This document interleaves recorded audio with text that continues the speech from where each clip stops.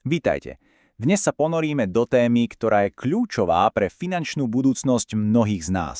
A to je druhý pilier. Poďme si spoločne posvietiť na to, ako tento systém vlastne funguje a ako z neho vyťažiť maximum pre svoj budúci dôchodok. Možno si v ňom už sporíte, ale ruku na srdce, viete úplne presne, čo sa s vašimi peniazmi deje. Nebojte sa, v nasledujúcich minútach si prejdeme celú túto cestu pekne krok za krokom, od prvého príspevku až po samotnú výplatu dôchodku. Takže, aký je hlavný cieľ? No v podstate je to celkom jednoduché. Druhý pilier tu máme na to, aby fungoval popri štátnom dôchodku a pomohol nám zabezpečiť si na dôchodku stabilnejší príjem. Zapamätajme si kľúčové slovo. Nie je to náhrada, ale dôležitý doplnok. Dobre, aby sme to celé správne pochopili, je dôležité najprv porovnať dva hlavné dôchodkové systémy, ktoré na Slovensku vlastne máme. A tu je ten najzásadnejší rozdiel v tom, komu tie peniaze patria. Predstavte si to takto. V prvom pilieri idú odvody do jedného veľkého spoločného balíka. Z neho potom sociálna poisťovňa vypláca dnešných dôchodcov. Je to taký princíp solidarity.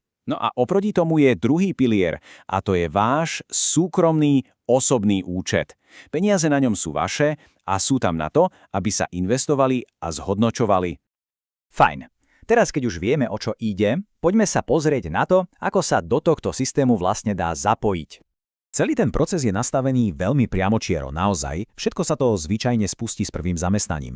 Potom si už len stačí vybrať jednu z dôchodkových správcovských spoločností, ich zoznam ľahko nájdete na internete, podpíšete zmluvu a o tú administratívu potom sa už postará sociálna poisťovňa.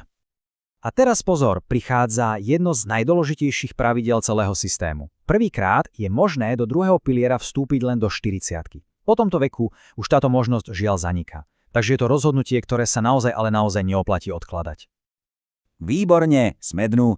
Tak a teraz sa poďme pozrieť na tú najzaujímavejšiu časť. Ako sa z tých mesačných príspevkov v priebehu rokov stávajú reálne úspory na dôchod. Váš osobný účet rastie vďaka dvom typom príspevkov. Ten základný je povinný, je to časť sociálnych odvodov, ktorá sa automaticky presmeruje priamo na váš účet. No a k tomu si môžete kedykoľvek posielať aj dobrovoľné príspevky a tým pádom výrazne urýchliť rast svojich úspor. Jasné, tie peniaze na účte len tak nečinne neležia, investujú sa. Každá DSS-ka musí povinne ponúkať dva základné fondy. Prvý je dlhopisový, ten je konzervatívnejší, s nižším rizikom, zameraný skôr na stabilitu. Ten druhý je indexový, ktorý v podstate kopíruje vývoj akciových trhov, ponúka oveľa vyšší potenciál rastu, ale samozrejme je spojený aj s vyšším rizikom nejakých výkyvov. A tu sa na chvíľočku zastavme pri pojme dôchodová jednotka. Čo to vlastne je? Viete, predstavte si, že celý ten fond je jedna obrovská torta. Za svoje peniaze si nekupujete konkrétne akcie či dlhopisy, ale taký pomyselný kúsok z tejto torty. A presne tento kúsok je dôchodová jednotka. Hodnota celej torty sa každý deň mení podľa toho, ako sa darí jej investíciám a tým sa mení aj hodnota vašej jednotky. Cieľom je teda za tie roky sporenia nazbierať čo najviac týchto jednotiek. Súčasný systém má jednu obrovskú výhodu a to je tzv. Predvolená investičná stratégia. To znamená, že ak si sami neurčíte inak, systém pracuje za vás. Kým je človek mladý, automaticky investuje všetky príspevky do rastového indexového fondu, aby maximalizoval zhodnotenie. Ako sa blíži dôchodkový vek, peniaze sa pekne postupne a automaticky presúvajú do bezpečnejšieho dlhopisového fondu. Prečo? Aby sa ochránili pred trhovými výkyvmi. Je to celkom šikovné, nie? A viete, čo je na tom celom jedna z najväčších výhod? Nízke poplatky. Sú zákonom zastropované na naozaj veľmi nízkej úrovni. A to v praxi znamená, že drvivá väčšina vašich peňazí skutočne pracuje pre vás a nie je ukrajovaná vysokými nákladmi na správu. Dobre, dôchodkové sporenie to je beh na 10 ročia. Je preto úplne logické pýtať sa, aké sú vlastne práva sporiteľa a ako sú tieto peniaze chránené.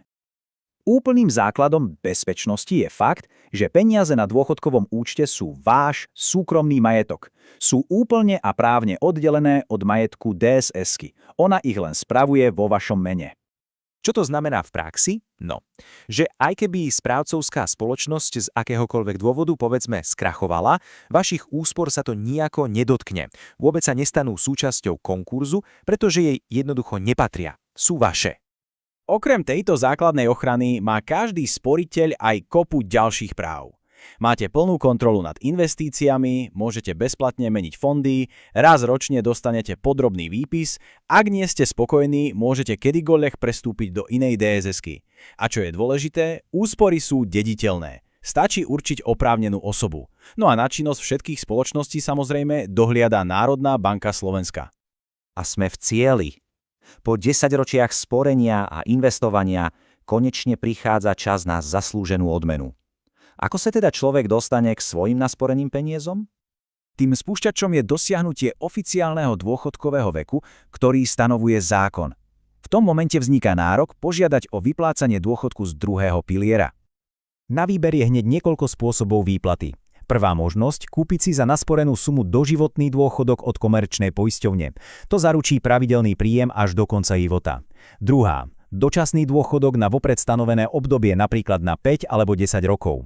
A treťou možnosťou je tzv. Programový líber, kedy si nechávate peniaze vyplácať postupne priamo od vaše DSS-ky, až kým sa jednoducho neminú.